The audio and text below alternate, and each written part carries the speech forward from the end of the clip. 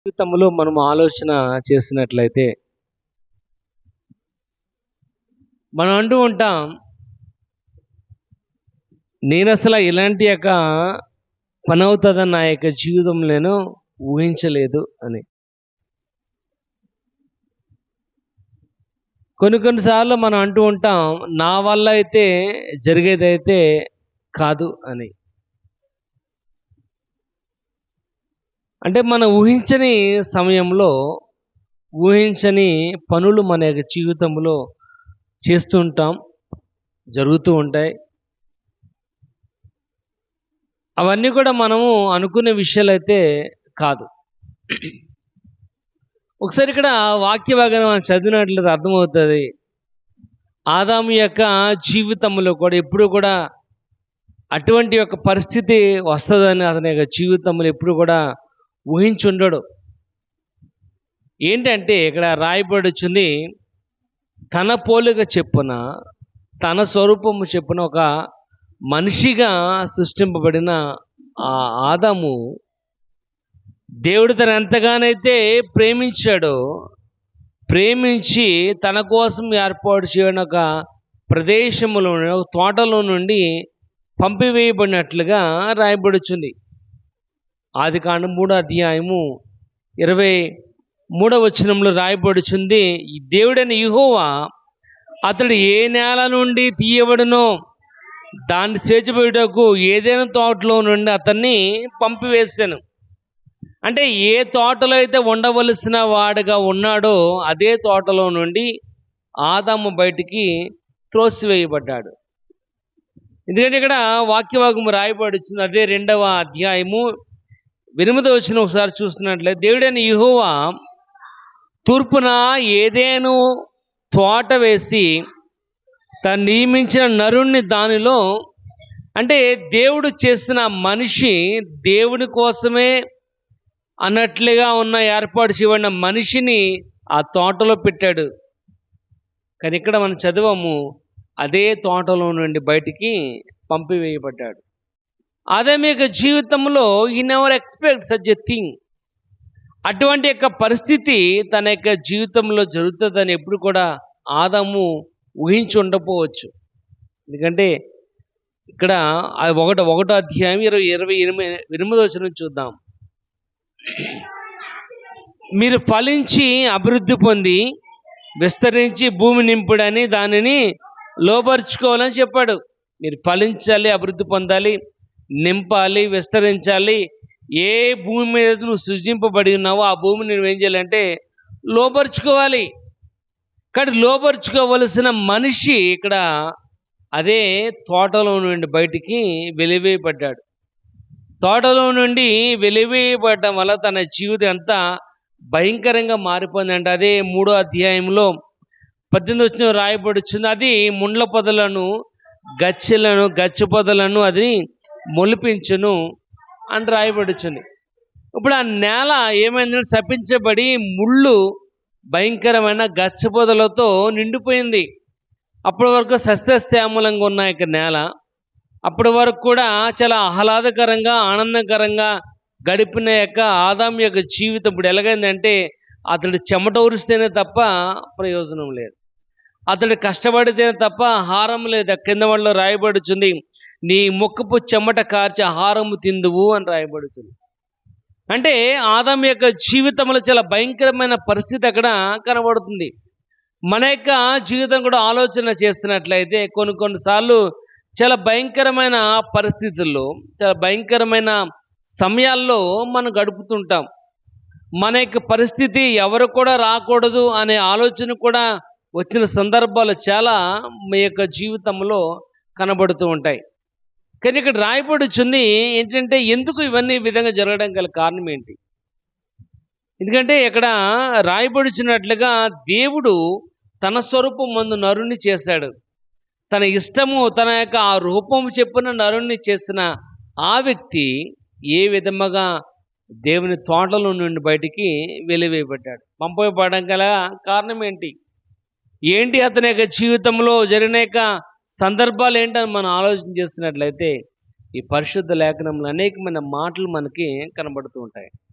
ఇక్కడ మనం కూడా మన యొక్క జీవితం ఒకసారి ఆలోచన చేస్తున్నట్లయితే భయంకరమైన సమయాలు కనబడుతూ ఉంటాయి, భయంకరమైన పరిస్థితులు కనబడుతూ ఉంటాయి.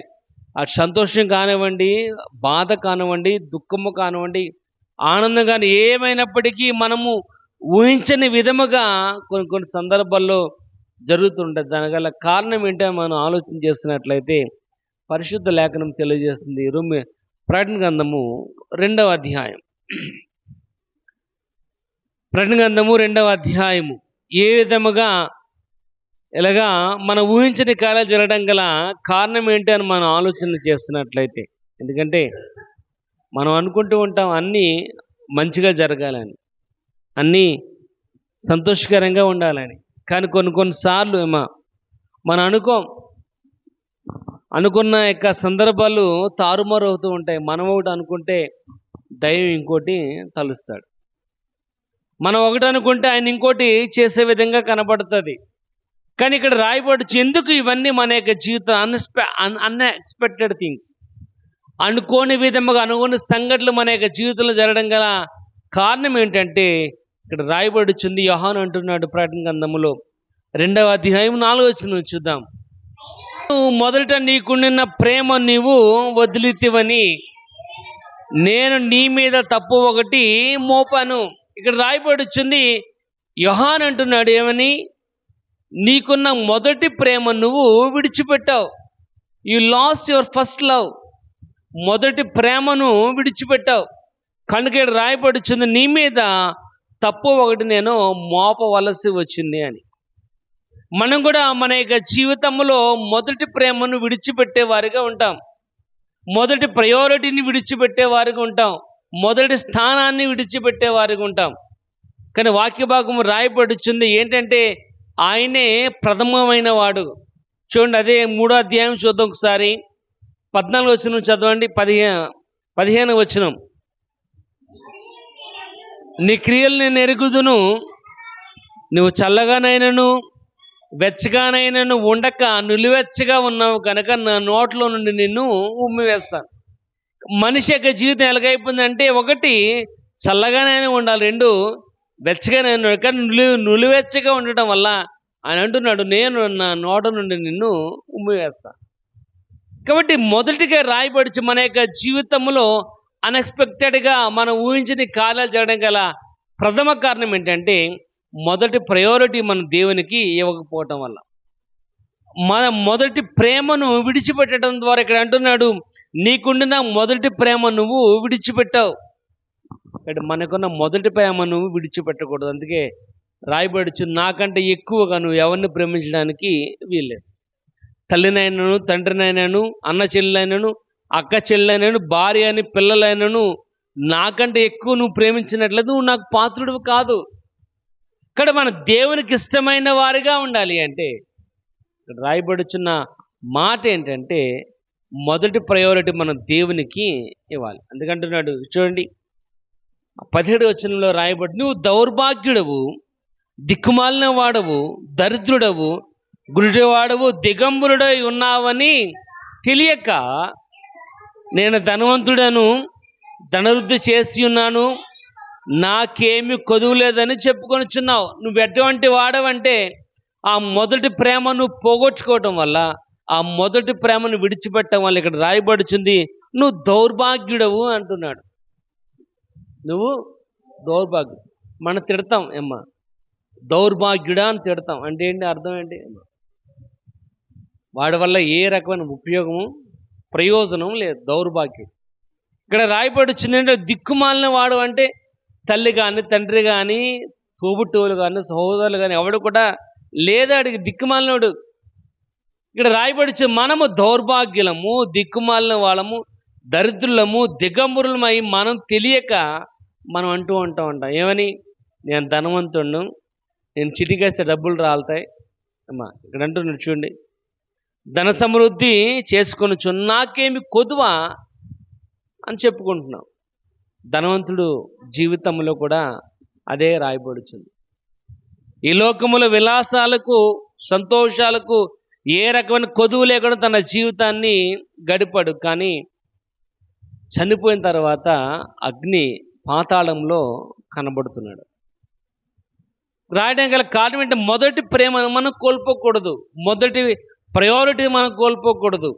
కాబట్టి మనం వెచ్చగానైనా చల్లగానైనా ఉండక నిలువెచ్చగా ఉన్నట్లయితే ప్రయోజనం ఏమి కూడా లేదు. అంటే ఏంటి?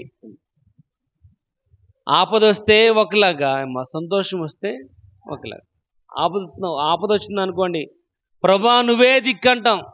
సంతోషం వస్తే అలా ప్రభువు వల్ల జరిగిందని మాత్రం లెక్క చేయి. ఇక్కడ వాక్య భాగం రాయబడి వచ్చింది, మొదటి ప్రేమను మనము విడిచిపెట్టకూడదు. ఒకసారి చూడండి 24వ అధ్యాయం మత్తయి సువార్త 12వ వచనం ఒకసారి చూద్దాం. 24వ అధ్యాయం 12వ వచనం మత్తయి సువార్త. అక్రమం విస్తరించుట చేత అనేకుల ప్రేమ చల్లారును, అంతవరకు సహించిన వాడు మాత్రమే. ఇక్కడ రాయబడి అక్రమము విస్తరించుట చేత, అక్రమము పెరగటం వల్ల అనేకుల యొక్క ప్రేమ ఏమవుతుందంటే చల్లారిపోతుంది. మనం కూడా మన యొక్క జీవితంలో ఆలోచన చేసినట్లయితే మనలో కూడా ఏమి రగులుతుంది? అక్రమం రగులుతుంది. ఎప్పుడైతే ప్రేమ లేదో ద్వేషం అనేది కనబడుతుంది. ఎప్పుడైతే మనలో ప్రేమ లేదో ప్రతివాడు కూడా మనకు చాలా పాజిటివ్ శత్రువు అనే కనపడతాడు. వాడు ఎదురొస్తే మనం వెళ్ళం, వాడు మనం చూస్తేనే మనకి ఒళ్ళంతా మండిపోతూ ఉంటుంది. ఎందుకంటే మనలో ఏం లేదంటే ప్రేమ అనేది లేదు. దేవుడు ప్రేమ స్వరూపే ఉన్నాడు. కానీ ఇక్కడ రాయబడి వచ్చింది, అక్రమం విస్తరించుట చేత అనేకుల ప్రేమ చల్లారును. కానీ ఇక్కడ అంటున్నాడు, అంతం వరకు సహించిన వాడు మాత్రమే రక్షణ. కాబట్టి అంతం వరకు కూడా మనకున్న ప్రేమలో నుంచి మనము తొలగిపోకూడదు. మొదటి ప్రయారిటీ మనం దేవునికి ఇచ్చేవారికి ఉండాలి. ఆదాము యొక్క జీవితంలో కూడా ఏం చేశాడంటే మొదటి ప్రయారిటీ దేవుని కంట తన భార్యకే ఇవ్వడం జరిగింది. అందుకే అక్కడ అంటున్నాడు, చూడండి ఒకసారి చూద్దాం, మాట చూద్దాం. అదే ఆదికాండం 3వ అధ్యాయంలో ఒక మాట చూద్దాం. చూడండి, ఆదికాండం 3వ అధ్యాయము. అక్కడ ఆదాము మాట అంటున్నాడు, చూడండి ఆ మాట చూద్దాం. 12వ వచనం. అందుకు ఆదాము నాతో ఉండుటకు నీవు నాకు ఇచ్చిన ఈ స్త్రీయే ఆ ఫలవృక్షములు కొన్ని తెచ్చి నాకు ఇచ్చింది, నేను తిన్నాను. ఇప్పుడు ఏమంటున్నాడంట? ఆదాము ఏమయ్యాడు? అప్పటి వరకు కూడా దేవునితో ఉన్న ఆదాము, అప్పటి వరకు కూడా దేవునితో సహవాసన కలిగి ఉన్న ఆదాము, అప్పటి వరకు కూడా దేవుని మాటే మొదటి ప్రయారిటీ అనుకున్న ఆదాము యొక్క జీవితంలో అంటున్నాడు, ఏమంటున్నాడు? నీవు నాతో ఉండుటకు నువ్వు నాకు ఇచ్చిన ఈ స్త్రీ వలనే నేను వృక్ష ఫలాలు తిన్నాను, తప్పలేదు. నేను తినేవాడిని అయితే కాదు. ఇప్పుడు అభియోగం ఎవరి మీద పెట్టాడు? చేతులు కాలిన తర్వాత ఆకులు పట్టుకోవడం కాదు, నిప్పు విషయంలో చాలా జాగ్రత్తగా ఉండాలి. చేతులు కాలుతాయని తెలుసు, కానీ జాగ్రత్తగా లేకపోతే, కాలుతాయని తెలిసినప్పుడు జాగ్రత్త లేకపోతే చేతులు కాలుతాయి. ఇక్కడ తెచ్చిన భార్య తేవగానే తినేసాడు గబగబా. భార్య ఇవ్వగానే ఒక్క మాట మాట్లాడకుండా, ఎక్కడవి ఏంటని అడగకుండా తినేశాడు. ఇప్పుడు అంటున్నాడు, ఇగో ప్రభా, నువ్వు నాకు ఇచ్చావు కదా ఓ మనిషిని, నాకు సహాయంగా ఉండడానికి ఒక మనిషిని ఇచ్చావు కదా, ఆవిడ వల్ల నేను తిన్నాను తప్ప నాకు తినాలని ఇంటెన్షన్ కూడా లేదంటున్నాడు. మనం కూడా అలాగే చేస్తూ ఉంటాం. ఏమని?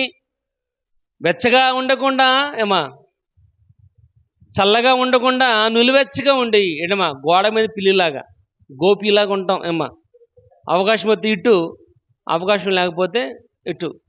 కానీ వాక్య భాగం రాయబడుచుంది, మన యొక్క జీవితంలో అనుకోని సంఘటనలు జరుగుతున్నాయి. దాని గల కారణం ఏంటంటే you lost your first love. మొదటి ప్రేమ నువ్వు కోల్పోయావు, మొదటి ప్రయారిటీ నువ్వు కోల్పోయావు.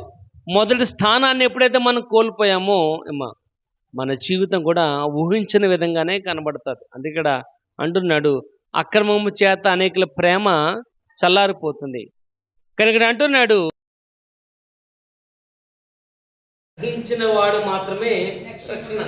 ఇక్కడ ప్రియమైన వాళ్ళరా, వాక్య భాగం రాయబడుచుంది, మొదటి ప్రేమను మనము కోల్పోకూడదు, మొదటి ప్రయారిటీ మనం కోల్పోకూడదు, మొదటి స్థానాన్ని మనము దేవునికి ఇచ్చే విధముగా ఉండాలి. ఎప్పుడైతే ఇచ్చాము అప్పుడే. చూడండి ఫిలిప్పీ రాసిన పత్రిక 3వ అధ్యాయం ఒకసారి చూద్దాం. ఫిలిప్పీ 3వ అధ్యాయం 14 వచనం. బహుమానము పొందవలనని గురి వద్దకే పరిగెడుచును. ఏంటంటే బహుమానం పొందాలని ఏం చేయాలంట? పరిగెట్టాలి. ఎలా పరిగెట్టాలి? గురి వద్దకు పరిగెట్టాలి. అంటే బహుమానం పొందే విధంగానే ఉండాలి నీ పరుగు. అంటే దేవుని మీద ఆధారపడే వారిగానే ఉండాలి తప్ప మనుషుల మీద ఆధారపడేవారుగా కాదు. కాబట్టి మొదటి ప్రయారిటీ మనం దేవునికి ఇచ్చే విధంగా ఉండాలి. ఎన్ని ఇబ్బందులు వచ్చినా, శోధనలు వచ్చినా, సంతోషం వచ్చినా, కష్టం వచ్చినా దేవుని యొక్క ఆజ్ఞ లేనిది ఏమి కూడా మన యొక్క జీవితంలో జరగదు. కనుక దేవుని మీద ఆధారపడుతూ నేర్చుకోవాలి. ఇక్కడ మొదటిగా మనం మొదటి ప్రేమను మనం కోల్పోకూడదు. కనుక అక్కడ కోల్పోయినట్లయితే అన్నట్టు నీ మీద నేరము అక్కడ అంటున్నాడు మోపవలసి వచ్చింది అని. ఏంటంటే నీ మీద నేరం మోపని అంటలే, నీ మీద నేరము మోపవలసి వచ్చింది అంటే ఏంటి అమ్మా? నీ మీద నేరం అయితే లేదు, కానీ నీ మీద ఈ తప్పు వేయాలి లేదు. ఎందుకంటే మొదటి ప్రేమను కోల్పోయావు కనుక. ఇక్కడ మొదటి ప్రేమను మనం కోల్పోకూడదు. మొదటి ప్రయారిటీ మనం కోల్పోకూడదు. దేవుడే సమస్తం అని, సర్వస్వం అని ఆయన మీద ఆధారపడతాం అనేది నేర్చుకోవాలి. కానీ మొదటి ప్రేమను మనం కోల్పోకూడదు. రెండవది చూద్దాం. 1వ యోహాను పత్రిక, 1 యోహాను పత్రిక 2వ అధ్యాయం. 1 యోహాను పత్రిక 2వ అధ్యాయం 15 వచనం. లోకములో ఉన్న వాటిని నేను ప్రేమించకూడదు. కాబట్టి ఇక్కడ రాయబడుచుంది డోంట్ లీన్ ఆన్ వరల్డ్. మనము లోకం మీద ఏ మాత్రం కూడా ఆధారపడకూడదు. ఎందుకంటే మనం లోకంలో ఉన్నప్పటికీ మన లోకములో వేరైన వారిగా ఉండాలని దేవుని యొక్క ఉద్దేశం. నేను రాయి లోకమునైనను లోకంలో ఉన్న వాటిని ప్రేమించొద్దు. ఇన్ కేస్ ప్రేమించినట్లయితే అంటున్నాడు నా ప్రేమ నీలో ఉండదు. దేవుని ప్రేమను మనం పొందుకునే వారిగా ఉండాం. ఎప్పుడైతే మనం లోకం మీద ఎప్పుడైతే ఆధారపడ్డామో, దేవుని మీద ఆధారపడకుండా లోకం మీద ఎప్పుడైతే మనం ఆధారపడతామో మన యొక్క జీవితం చాలా భయంకరముగా క్రిటికల్గా ఉంటుంది. ఎప్పుడైతే లోకం మీద ఆధారపడ్డాం, ఇక్కడ అంటున్నట్టు చూడండి. అదే యోహాను పత్రిక చూడండి 5వ అధ్యాయం ఒకసారి చూద్దాం. 4వ వచనం చదవండి ఒకసారి. మూలంగా పుట్టిన వారందరూ కూడా ఏం చేస్తారంట? లోకాన్ని జయిస్తారు. లోతు భార్య దేవుని మూలంగా పుట్టినదైతే కాదు. ఎందుకంటే లోకములో ఉన్న వాటిని ప్రేమించింది. తన యొక్క అల్లుళ్ళని ప్రేమించింది, తన యొక్క కుమార్తెలను ప్రేమించింది, తన యొక్క బంధువులను ప్రేమించింది, తన చుట్టాలను ప్రేమించింది, తన ఇల్లుని ప్రేమించుకుంది. అన్నిటిని ప్రేమించి దూత చెప్పింది నువ్వు వెనక్కి తిరగొద్దు అంటే వాళ్ళ అగ్నిగంధంలో కాలిపోతుంటే అయ్యో నా ప్రజలందరూ కూడా చచ్చిపోతున్నారని దేవుని మాట లెక్కకు చేయకుండా వెనక్కి తిరగడం వల్ల తన ప్రాణాన్ని కోల్పోయింది. ఉప్పు స్తంభం అయిపోయింది. ఇక్కడ రాయి లోకంలో ఉన్న వాటినైనా ప్రేమించొద్దు. కాబట్టి మనము లోకం మీద ఆధారపడుతున్నాం కనుక దేవుడు మన యొక్క జీవితంలో చేసిన కార్యాలు చాలా భయంకరంగా కనబడుతూ ఉంటాయి. పరిశీలన అంటున్నారు ఏమని? మేము యొక్క యూదుల పారంపర్యాచారాలు పెద్దల యొక్క ఆచారాలను మేము ఫాలో అవుతాను, కానీ నీ శిష్యులు ఫాలో అవ్వట్లే. ఎందుకంటే మేము సంతకెళ్ళి రాగానే కాళ్ళు కట్టుకుంటాం, అన్నం తినేటప్పుడు చేతులు కట్టుకుంటాం, స్నానం చేసి శుభ్రంగా ఉంటాం మేము, కానీ శిష్యులు ఏమి కూడా చేయట్లే. ఎందుకంటే మా వంశ పారంపర్యంగా వస్తున్నాయి మాకు అని వాళ్ళు అంటున్నారు. కానీ సహోదరుని ప్రేమించే యొక్క లక్షణాలు మాత్రం వారి యొక్క జీవితంలో లేవు. ఎందుకంటే ఇంకా వాళ్ళు ఇంకా లోకం మీద ఆధారపడేవారుగా ఉన్నారు.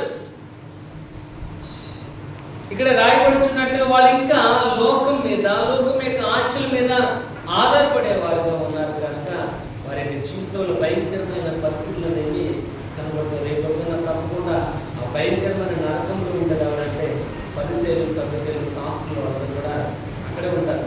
ఎందుకంటే ధర్మశాస్త్రం బాగా తెలుసు, కానీ ధర్మశాస్త్రము నేను గుర్తుపెట్టడానికి రావాలి కదా, దాన్ని పరిపూర్ణ చేయడానికి ఇక్కడ వాక్య భాగం రాయబడుతుంది.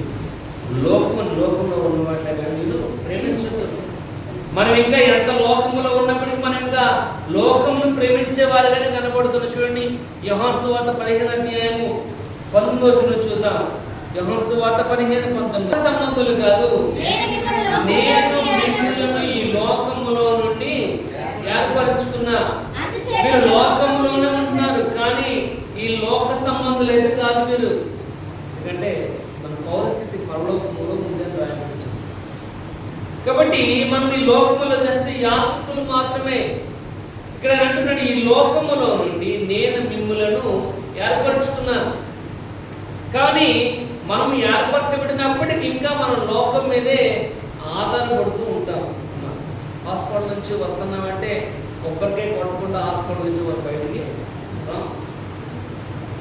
కొబ్బరికాయ కొట్టకుండా హాస్పిటల్ నుంచి బయటికి వస్తున్న ఆటో తిరగబడిపోతే మళ్ళీ నువ్వు హాస్పిటల్కి వెళ్ళాలి. మళ్ళీ నువ్వు హాస్పిటల్కి వెళ్ళాలి. కొబ్బరికాయ కాపాడుతుంది. ఏమో ఎక్కడ ఊరు వెళ్ళాలంటే చెంపుచ్చుకుని రావాలి, నేల మీదతో రావాలి. అమ్మా నేల మీద కాపాడుతుంది. దేవుడు మాత్రమే నీకు కాపాడు. నేల మీద వచ్చినంత మాత్రాన, నల్ల పిల్లికి వచ్చినంత మాత్రాన, మొగుడు చచ్చిపోయిన ఆవిడ వచ్చినంత మాత్రాన ఏం ఉపయోగం లేదు, ఏం అవ్వదు. ఇక్కడ రాయబడి వచ్చిన మాట ఏంటంటే, నేను మిమ్ములను లోకములో నుండి ఏం చేస్తాడంట ఏర్పరచుకున్నాడు. కాబట్టి మనం లోకంలో ఉన్న వాటిని ఏం చేయాలంట ప్రేమించకూడదు. చూడండి రోమా 12:2 చూద్దాం. రోమీయుల రాసిన పత్రిక 12:2 అనుసరింపక ఉత్తమమును అనుకూలమును సంపూర్ణమై ఉన్న దేవుని చిత్తమేదో తెలుసుకోవాలి. ఇక్కడ లోక మర్యాదను అనుసరింపకంటున్నాడు.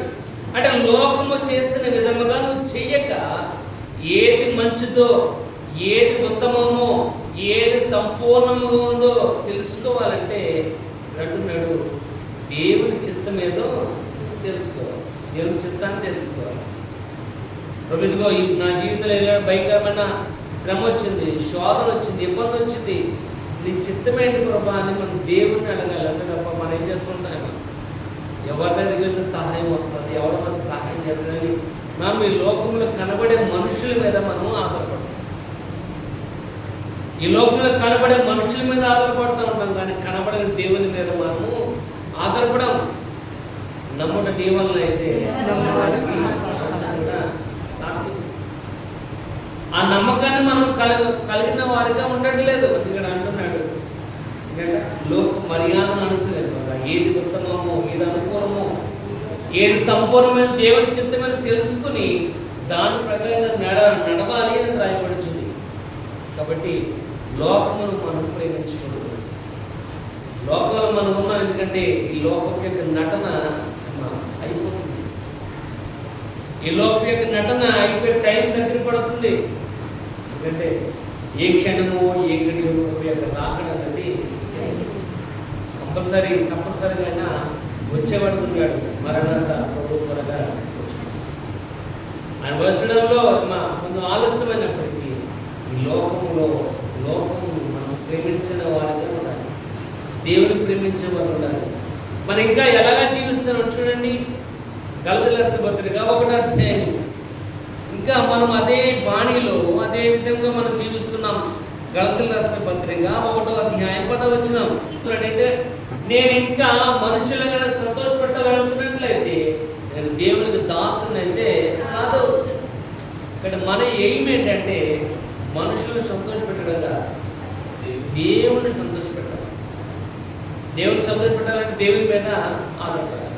నువ్వు మనుషుల మీద ఆధారపడి దేవుని సంతోషపెట్టాలంటే జరిగేది అయితే కాదు. ఎందుకంటే ఒక వ్యక్తి ఇద్దరు యజమానులకు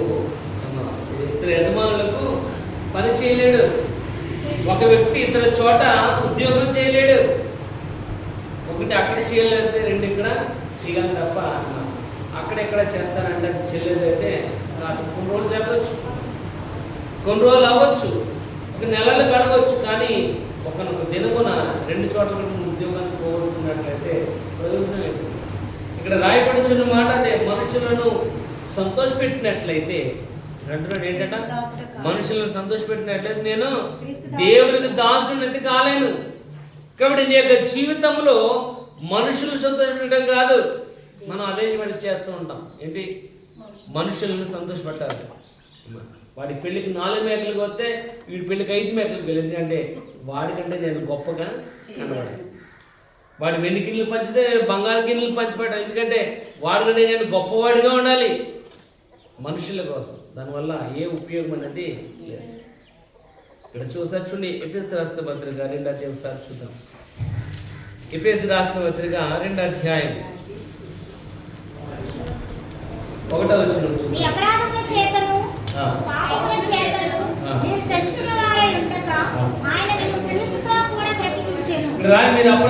చేతను పాపముల చేతను చచ్చిన వారై ఉండగా ఆయన మిమ్ములను క్రీస్తుతో పాటు కూడా బ్రతికించను.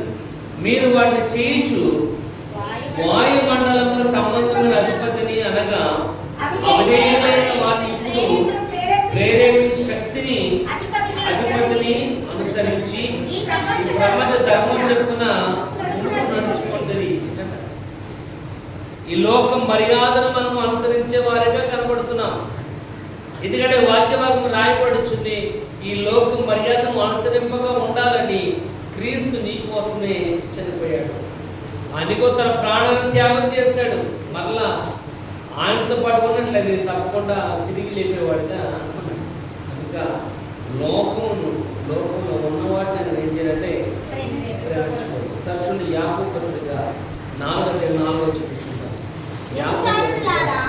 ఈ లోక స్నేహము దేవునితో వైరం. ఈ లోక స్నేహం దేవునితో వైరం. కాబట్టి మనము దేవునితో శత్రుత్వం కలిగిన వారిగా ఉండాలి అంటే లోకాన్ని ప్రేమించాలి. దేవునితో శత్రుత్వం కాకుండా ఆయనతో స్నేహం చేసే విధంగా అంటే లోకాన్ని ద్వేషించేవారు రాయబడి మన యొక్క జీవితంలో అన్ఎక్స్పెక్టెడ్ థింగ్స్ జరుగుతున్నాయంటే మొదటి ప్రేమను మనము కోల్పోతాం. రెండోది దేవుని కంటే ఎక్కువగా లోకాన్ని ప్రేమించుకుంటాం. మూడోది చూద్దాం, యాకోబు పత్రిక 1వ అధ్యాయం. యాకోబు పత్రిక 1వ అధ్యాయం 6వ వచనం చూడండి. అయితే అతడు ఏ మాత్రమును కూడా సందేహింపక విశ్వాసంతో అడగాలి. 3వ రాయబడుచుంది, we are not believing completely. మనం పరిపూర్ణంగా పూర్తిగా దేవుని మనం నమ్మట్లేదు. ఎలా నమ్ముతామంటే గోపిలా నమ్ముతున్నాం, గోడ మీద పిల్లిలాగానే నమ్ముతాం. అవకాశం ఉంటే ఒకలాగా, అవకాశం లేకపోతే ఇంకో సామెత కూడా ఏంటది, అందితే జుట్టు, అందకపోతే అందితే జుట్టు పట్టుకుంటాం, అందకపోతే కావాలంటే నువ్వు తప్ప నన్ను తీసుకోవడం. ఆ విధంగా కాదు రాయపడుతుంది అంటే అతడు ఏ మాత్రం కూడా సందేహింపగా అడగాలి. ఎలాగ అడగాలి? విశ్వాసంతో అడగాలి. విశ్వాసం లేకుండా దేని విషయం కూడా అసాధ్యం. కానీ నీ యొక్క జీవితంలో ఇలాంటి కార్యం జరగడం గల కారణం ఏంటంటే నువ్వు విశ్వాసాన్ని కనపరచట్లేదు కనుక, విశ్వాసం దేవుడు పూర్తిగా నువ్వు చూపించట్లేదు కనుక. నిజమైన వాళ్ళ వాక్యవాక్యం రాయబడుతుంది. విశ్వాసం చాలా అవసరం క్రైస్తవుల యొక్క జీవితం. విశ్వాసం లేకపోతే ఏ కార్యములు నీకు జీవితంలో అవసరం. ఒకసారి చూడండి, 1 కొరింథీ 13వ అధ్యాయం 2వ వచనం చూద్దాం. 1 కొరింథీ 13వ అధ్యాయము 2వ వచనం. మిగిలింపగల విశ్వాసం ఉండాలి. అంటే నీ విశ్వాసానికి దృఢత్వము, బలము, స్ట్రాంగ్నెస్ ఉండాలి. ఎందుకంటే పునాది మీద కట్టబడిన వారే స్థిరముగా ఉండాలి అని. కాబట్టి విశ్వాసం లేకుండా స్టాండర్డ్గా ఉండాలి, కదిలిపోకూడదు. మనం ఏం చేస్తుంటాం అంటే ఒకటి వెచ్చగా ఉంటాం, లేదా చల్లగా ఉంటాం. నులివెచ్చగా ఏదో విధంగా మనము జీవితాన్ని గడిపేస్తూ ఉంటాం తప్ప పరిపూర్ణ దేని మీద ఆధారపడడానికి మనము నమ్మకాన్ని చూపించాం. వాక్యభాగం రాయబడుతుంది. హెబ్రీ 10:23 చూద్దాం. హెబ్రీ 10:23. నమ్మదగిన వాడు ఎవరైతే నీకు వాగ్దానం చేస్తారో, ఏంటా వాగ్దానం? నీ యొక్క జీవితంలో ఫలించి అభివృద్ధి పొందాలని వాగ్దానం చేస్తున్న వాడు నమ్మదగిన వాడు. ఈ వాగ్దానం మనం పొందుకోవడానికి కొన్నిసార్లు ఇబ్బంది పడవలసి వస్తుంది, కొన్నిసార్లు శ్రమను అనుభవించవలసి వస్తుంది. దేవుడైన యెహోవా అబ్రాహాముకు వాగ్దానం చేశాడు. ఏమని? నిన్ను అనేక జనములకు తండ్రిని నేను చేస్తాను. ఇదిగో సముద్రంలో ఇసుక తగ్గిపెట్టు, ఇంతకంటే ఎక్కువ నీ సంతానాన్ని నేను దీవిస్తాను, నక్షత్రాల కంటే ఎక్కువ దీవిస్తున్నాను అన్నవాడు. అనేక జీవితంలో వాగ్దానం రావడానికి ఏమైంది? ఆలస్యం అనేది అయింది. ఆలస్యమైన దేవుడు చేసిన వాగ్దానాన్ని మాత్రం ఆయన మర్చిపోలేదు. ఆలస్యమైన ఆయన చేసిన ప్రామిస్ మాత్రం ఆయన విడిచిపెట్టలేదు. మనమే మర్చిపోతూ ఉంటాం. మనకి రాత్రి చేసిన వాగ్దానాన్ని పొద్దునకి మర్చిపోతాం. రాత్రి చేసిన మాట తెల్లారికి మర్చిపోయామని అంటే సింపుల్గా చెప్పేస్తూ ఉంటాం. కానీ ఆయన సంవత్సరాలు గతించిపోయినా తను చేసిన వాగ్దానాన్ని మాత్రం మర్చిపోలేదు. కానీ 10వ అధ్యాయంలో అబ్రహాముకి ఆధారపడ్డాడు. నాకన్నా ఇంకా వాగ్దానాన్ని నెరవేరలేకపోతున్నాను కనుక దేవునికే తిరిగి సలహా ఇచ్చేవాడుతున్నాడు. అక్కడ ఇదిగో నా పెద్ద దర్శనం ఎలియాజర్ నా ఇంటికి నేను వారసుడిగా అనుకుంటున్నాను. నీ గర్భంలో పుట్టినవాడు మాత్రమే నీకు వారసుడు. కానీ అక్కడికి రాయబడి వచ్చింది 100వ సంవత్సరంలో దేవుడు ఏమైతే వాగ్దానం చేశాడో ఆ ఇచ్చిన కుమారుడు అక్కడ వాగ్దానం ఇచ్చాడు. ప్రియమైన వల్ల రాయబడి వచ్చింది మనం విశ్వాసానికి కలిగిన వాళ్ళు కొండలను మిగిలిపడే విశ్వాసం అంటున్నాడు. వాగ్దానం చేసిన వాడు కనుక అబ్రహాం అనేక తరములకు విశ్వాసాలందరికీ తండ్రిగా నియమించాడు. కారణం ఏంటంటే విశ్వాసం, నమ్మకం. ప్రియమైన వాళ్ళు రాయబడి వచ్చింది చూడండి. అదే 11వ అధ్యాయం చూడండి. హెబ్రీ 11వ అధ్యాయం 9వ వచనం. నానా విధములైన అన్య బోధల చేత అమ్మా భోజన పదార్థములను బట్టి కాక కృపను బట్టి హృదయమును స్థిరపరచుకొనుట మంచిది. ఇక్కడ రాయబడుచుంది నానా విధములైన బోధల చేత త్రిప్పబడకూడదు. రాయబడుచుంది నానా విధములైన బోధల చేత త్రిప్పబడకూడదు. ఏంటా బోధలేమో నానా విధములైన బోధ ఏంటి అమ్మా? కొబ్బరి నూనెలు అమ్మా, తైలాభిషేకాలు, నీళ్ళాభిషేకాలు అమ్మా, వాటి మీద ఏంటంట మనస్సును పెట్టకూడదు. ఎందుకంటే అవి ఏ రకమైన ఉపయోగపడేవి కాదు. ఇక్కడ రాయబడిచింది అదే నానా విధములైన అన్య బోధల చేత త్రిప్పబడకూడదు. ఇంకో మాట్లాడుతున్నాడు భోజన పదార్థములను బట్టి కాక, భోజన పదార్థాలను బట్టి. కొత్తగా బ్యాచ్ మొదలైంది. పెట్టుబడి పెట్టే విధంగా ఏంటి, ప్రతి ఆదివారం భోజనాలు పెట్టి ప్రతి ఆదివారం ఒప్పటి ఇచ్చి గిఫ్ట్లు ఇచ్చి అమ్మ సంఘాన్ని రాబట్టుకునే జనాన్ని రాబట్టుకునే వాళ్ళు కనపడతారు. కాబట్టి వాళ్ళకి మెయిన్ ఇంటెన్షన్ ఏంటంటే అమ్మా మనుషులు భోజనానికి పడిపోతారు. ఎందుకంటే నానా విధములైన బోధల చేత అని అమ్మా, నానా విధములైన బోధల చేత. నిజమే అవ్వచ్చు అమ్మా, పేతురు యొక్క వస్త్రాలు పట్టుకుని వాళ్ళు బాగుపడ్డారు, పౌలు యొక్క వస్త్రాలు పట్టుకుని వాళ్ళు బాగుపడ్డారు. అది అప్పుడు కాబట్టి ఏంటంటే ఇక్కడ అంటున్నాడు మెయిన్ కాన్సెప్ట్ ఏంటంటే విశ్వాసం.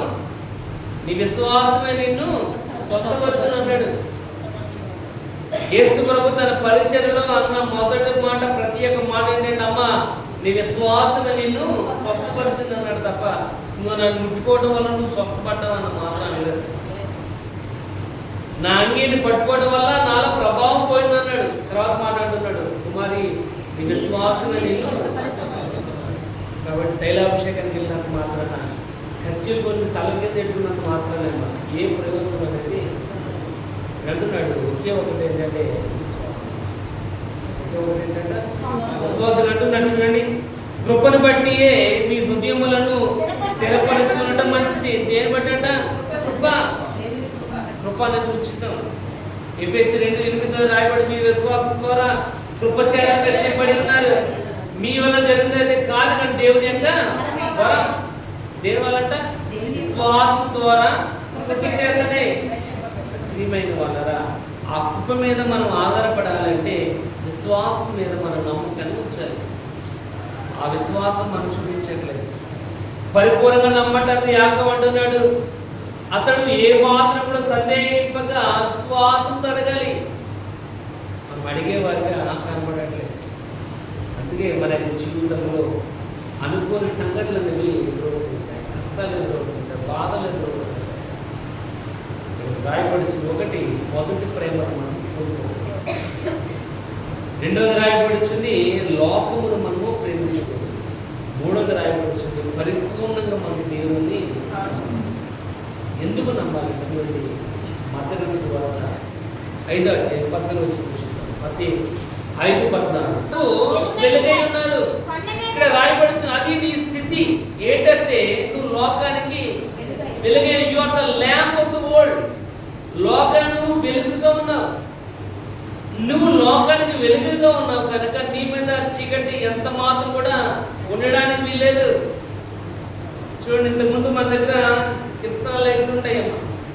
తెల్లారేటప్పటికి కరెంట్ లేకపోతే ఆ లైట్లు వెలిగించుంటే తెల్లారేటప్పుడు సింబల్ అంతా కూడా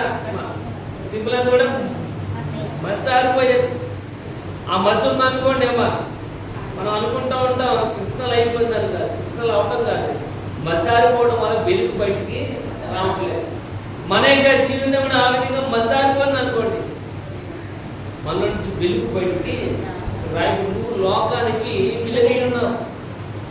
నువ్వు లోకానికి వెలుగు కనుక చూడండి ఒకసారి, అదే యోహాను సువార్త 8:12 కూడా వచ్చింది. ఒకసారి యోహాను సువార్త 8:12.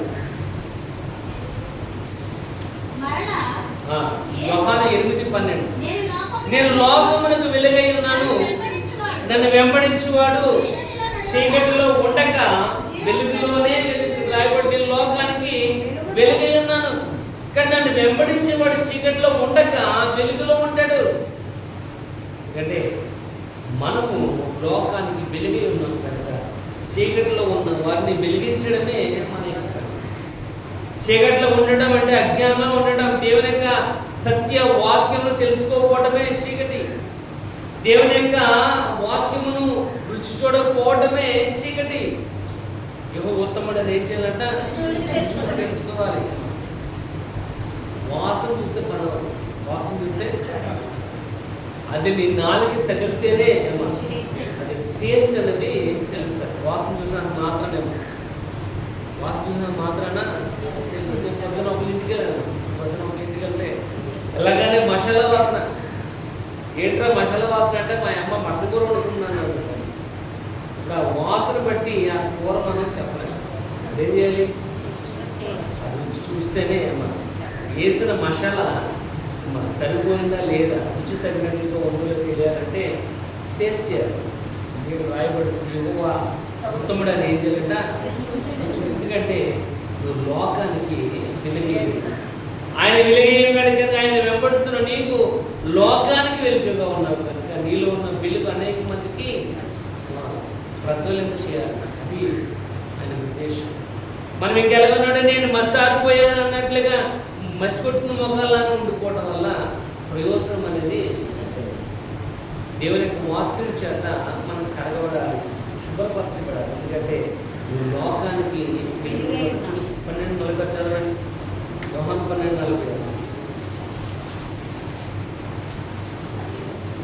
నా యందు విశ్వాసం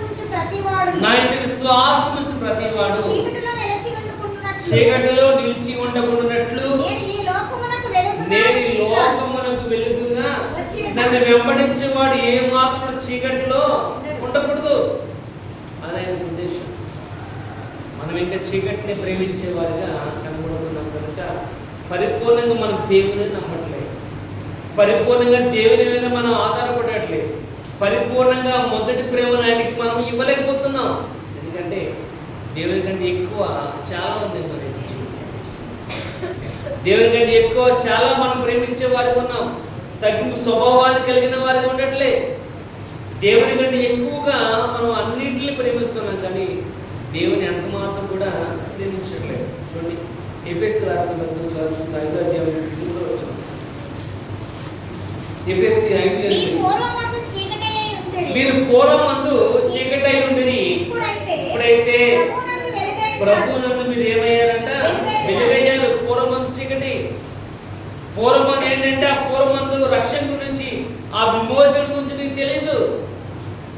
కానీ ఇప్పుడు నీకు తేట తెల్లగా తెలియజేయబడి ఉన్నారు. నువ్వు ఇప్పుడు ఎక్కడ ఉన్నావంటే వెలుగులో ఉన్నావు. ఇప్పుడు యేసుప్రభు ఈ లోకాన్ని జన్మించాడు. ఎప్పుడైతే యేసుప్రభు ఈ లోకాన్ని జన్మించాడో పెద్ద నక్షత్రము, ఒక వెలుగు కలిగింది. మరణ ఛాయల దేశ నివాసుల మీద గొప్ప వెలుగు ప్రకాశించింది. ఎందుకంటే ఇక్కడ అంటున్నాడు, పూర్వమందు మీరు చీకటే ఉన్నారు, ఇప్పుడైతే క్రీస్తులో ఇక్కడ మీరు ప్రభునందు వెలుగై ఉన్నారు. కాబట్టి ఆ వెలుగైన నీవు, ఆ వెలుగైన యేసుప్రభు ఏం చేయాలంటే ఆలోచించు. ఆ వెలుగైన నీవు వెలుగైన క్రీస్తుని మీద ఆధారపడే వారికి ఉండాలి. మొదటి ప్రయారిటీ ప్రేమను ఆయనకి మనం ఇచ్చేవారికి ఉండాలి. ఇకనైనా మార్చుకుందాం మన యొక్క జీవితం, ఇకనైనా సరిదిద్దుకుందాం.